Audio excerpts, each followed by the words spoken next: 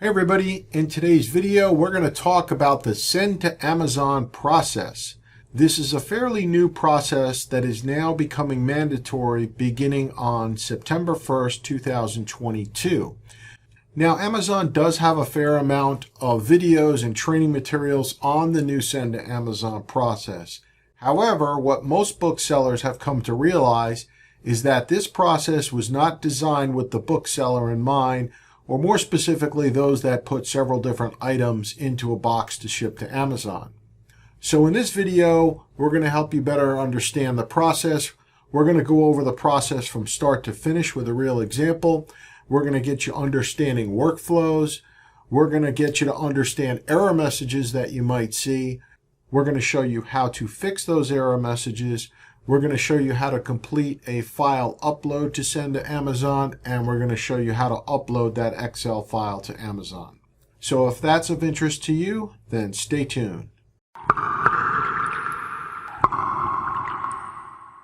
Okay, to start a shipment with Amazon, first you would have had to have already uploaded your new inventory with the SKUs to Amazon. Now, the first thing I'm going to tell you is that the difference of this process, of the past and what you need to know now, is that previously we were able to upload our inventory and then immediately start a shipping plan. As I make this video, we are unable to do that because there seems to be a delay between the time in which you upload your inventory and the time in which you're able to do a shipment with that inventory. From what I've seen, we need to wait approximately 4 hours, maybe even longer, for that inventory to show up. I will tell you there is no harm for you to try to go ahead and do a shipment, but again, as I make this video, we're unable to do so. We need to wait several hours for the inventory to show up. Alright, so we're going to start a shipment. In this example I'm going to go over, I've already uploaded the inventory several hours ago, so it should be available to do a shipment. You're going to go to inventory, click on manage FBA shipments, and now you want to click on send to Amazon. The previous old process was upload shipping plan file. We are no longer going to be doing that, and as you can see, we have this new process we are forced to be using on September 1st, 2022. So you're going to click on send to Amazon, and you're going to get to a screen. It might look like something like this. And the first thing I want to explain to you is the concept of workflows. So what you see here is a workflow, and I'm going to click on active workflows. Now, I think the first thing you need to understand about workflows, I'm going to give you the analogy that it is similar to a draft email. So you know, if you're sending a draft email, you're working on the draft email, you can edit it, you can delete it, nothing is going to break while you're doing that. What happens when you actually send it, that's a different story. So I'm going to show you in this process where you're working on a workflow and that it actually finalizes, and then it tells Amazon that, yeah, we're ready to go. So while you're working in an active workflow, or you're working in a workflow, don't concern yourself that you're going to make any mistakes or anything like that. You really cannot. It's really just like creating a draft email. Now, just like in draft emails, you could have several. In this example, you can see that I've got 3. Now you're wondering, why do I have so many workflows? Well, the first thing I'm going to tell you is that you could have different shipments that you're going out. Let's say you were working on a shipment yesterday, or you're working on another one today. However, what I found also is that every time you come into this screen, it creates another workflow for you.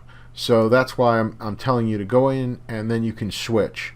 So I was working on this workflow earlier that had 27 SKUs, and now we're going to be working on a bigger one. So you can always start a new workflow. Again, it does not matter. You're not going to break anything. Whether or not you select one from before, what you don't want to do is work on one that you had already finalized. So in this example, I know I did a workflow for 27. Now I'm doing a new one. Then this one says it has 0 SKUs. So I'll just hit continue, but it really makes no difference whether I do this or I click on a new workflow, but I'll click continue. But normally if you're going to start off doing this, you would just click start new. Alright, now the first thing you want to do, very first thing you want to do is make sure that you get the ship from correctly. Now it may just be from yourself if you're doing it, or maybe you have multiple locations. I have multiple locations, so I'm going to make sure in this example I'm selecting a different location. So I'm going to select a different location. Okay, I've got the new location, and now there's two different ways to do this. There's going to be select from a list, and the list we're talking about the SKUs, where we were telling Amazon, hey, what SKUs are we going to be sending to you in this shipment? So the process I always do is file upload. It is faster, it's quicker, it's more accurate. However, selecting from a list, it's just going to show you a list of all your SKUs below, and then you can search by the title, or you can search by the SKU and select them. That may be a good process if you have a very small shipment, but I think what you'd rather do is just go ahead and do a file upload. I'm going to go over that process here. So you're going to click on file upload. Alright, so first thing, we're not doing this, and we don't have an expiration date on books, so we're going to uncheck both of these, and then we're going to generate and download a template. It's going to be in an Excel file. Okay, then when you open up the file, it's going to look like this, and what we're going to do is we're going to need to list all the SKUs over here and put the quantity, and we are going to need to fill out the default prep owner and labeling. So usually these should be a seller, so I would put in seller, and I'd also put in seller here. Now I did notice an error in the past. If you would write seller in there with a lowercase s, I would get an error. So I've switched to doing it with a capital S. I don't know if Amazon has fixed that, or it needs to be a capital S, but I am using a capital S. And then we're going to put in our SKUs and quantity. Now the prep owner and labeling, you can leave these blank because we've already established them up here as the seller. So you do not need to fill this in. But if for some reason you had certain SKUs that the labeling owner was going to be Amazon, you could fill in Amazon. And again, if you need the instructions, I'm going to pretty much go over what you need, but you can always follow here, look at all the data definitions on this, and also look at an example. But again, a lot of this stuff is for case packs, and we don't really need to worry about that. Our process is going to be a little bit simpler. Okay, now if you're using Master Book Flippers, you will have a view. If you're on the Plus or Pro plan, that has a SKU and quantity. So in this example, I'm going to be doing 90 books as an example. So I've copied them and I'm simply pasting them there. Okay, so I've got my 90 books, and I'm going to save that file.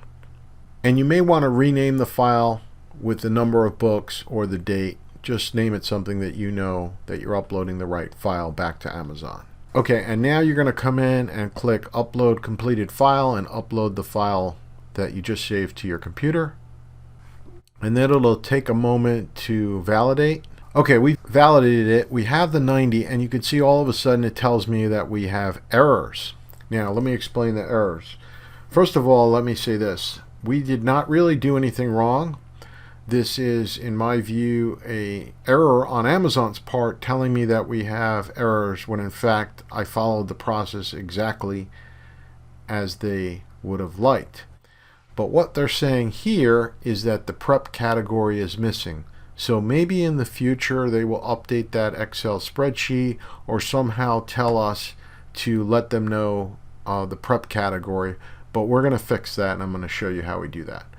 You're going to click right here on the SKU details. Okay, now Amazon will allow us to do 25 SKUs at a time.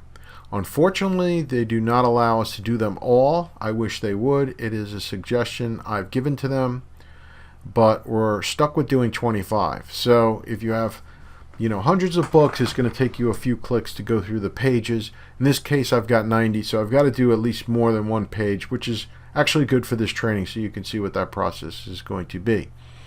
All right, so I'm going to click Set Prep Category, and I'm going to select here No Prep Needed, and I'm going to hit Save. And we're going to go ahead and hit Close. And now you see it's reduced it down to 65. So I need to do the rest of them. So you're going to scroll to the bottom, and you're going to click Next, and you're going to click Reset Changes to Unconfirmed SKUs, and you're going to repeat that same process. Click here, Set Prep Category,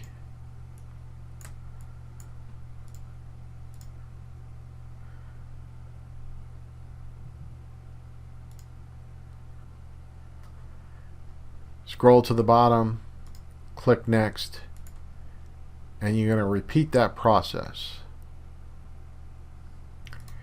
Now, as I said earlier, this is like a draft email what we're working on. So I'm going to go to Active Workflows because I already started working on this. Or let's say you just wanted to go do something else and come back in here. And here it is. You can see these are the 90 SKUs. I'm going to just click Continue Workflow. Now I still have errors. It's saying I have 65. So what I'm going to do now is I'm simply going to exit out and come back into this screen.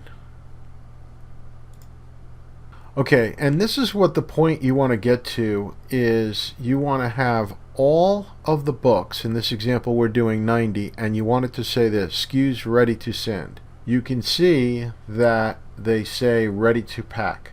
And again, we're only showing 25 on a screen, but if I go through all the screens, you'll see that all 90 books are ready to go. Okay, this is the point where you can go ahead and print the label. So you go ahead and click on this, and you'll just follow the normal process on whatever you're going to print on. I believe this might be the most common if you're not using a Dymo printer, 30 labels on a sheet of paper. Okay, once you've printed the labels, then you can go ahead and click on Pack Individual Units, and you'll get to a screen like this. Now, depending on the size of your shipment, you're either going to put everything in one box or multiple boxes. So everything in one box is very simple. Just click on this and click Confirm. And let me reiterate, we are still in that draft email portion of the process. So do not worry about clicking Restart. Don't worry about clicking the wrong one and Confirm. Nothing you do here is going to mess anything up. So that's why we are doing multiple boxes. We're doing 90 books. They're not going to fit in one box, but I'm just going to show you quickly how to do if everything were into one box. You just click Confirm, and you'd simply put in the dimensions and wait, and you'd click on the Confirm Packing Information. We're not doing that. We are going to do multiple boxes. Now you've got two options when you do multiple boxes. You can do everything through the web form or through the Excel file. We always use the Excel file, but you could use the web form. So you would just click on this and you'd put in the number of boxes, and you'd open up the web form and go ahead and fill it out, telling them which units are in which boxes. We're not going to do that process here. We are going to use the Excel file. And you would determine how many boxes were in the shipment for your number of books. So in this example, I believe it's either going to fit in 4 boxes or 5. I do not know at this moment, but I'm going to go ahead and generate this pack list or pack group, we're calling it, for 4. So I'm going to select 4 and click Generate Excel File. And that will be the file, and you go ahead and save that to your computer, and you should probably label it that it is for 4 boxes. Okay, so like I said, I still need to do another one for 5, so you're going to have to restart it here. So we'll just click Restart, and I will go with 5 using the Excel file.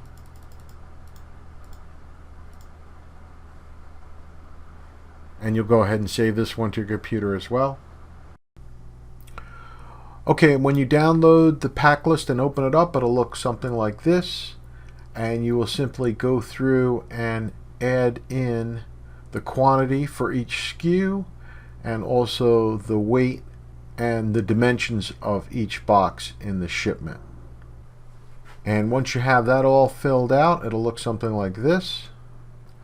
Okay, you would come back into Send to Amazon, locate the workflow, and now we need to upload that Excel file that we've completed.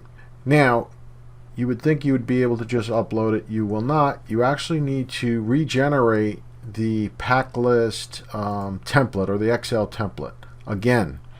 Now, if you happen to have your screen open, maybe you wouldn't need to do it, but if you recall, again, this is really a draft that we're still working on, so there is no harm to doing this again, and this is what we need to do at this point as I make this video. So we're going to hit confirm, and we're going to go back and put upload Excel. In this case, we know it was 4 boxes, and we're going ahead and generate the Excel file again.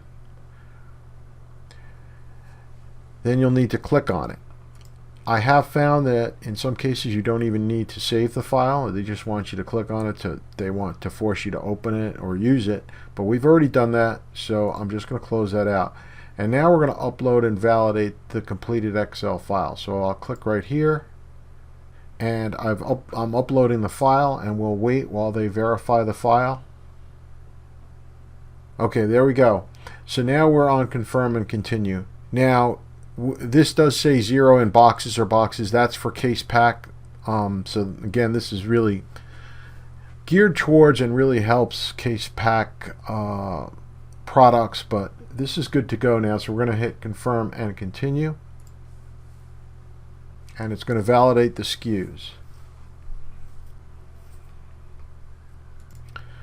Okay, we're on step 2 now. We are confirming the shipment, so you want to confirm the shipment date.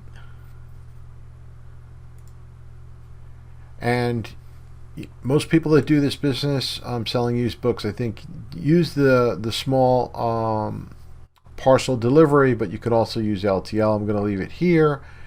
Okay, and you're going to select your shipping carrier. I believe it defaults to UPS, but you can use a FedEx or one of the others if you wanted to, I suppose.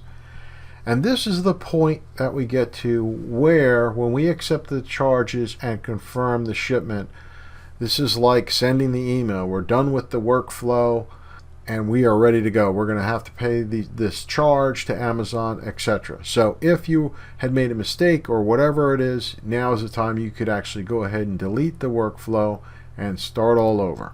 Okay, but I am going to go ahead and now accept the charges and confirm shipping, so I'll just go ahead and click that. And now it's generating the shipping labels. Okay, there we go. So now we are ready to print out our box labels. So you can just select whatever you need. In this case, I'm going to use the letter and print that out. And that is really the end of the process. However, I do encourage you and recommend that you click View Tracking Details, and you will now see your shipment ID is here, and it was also on the previous screen.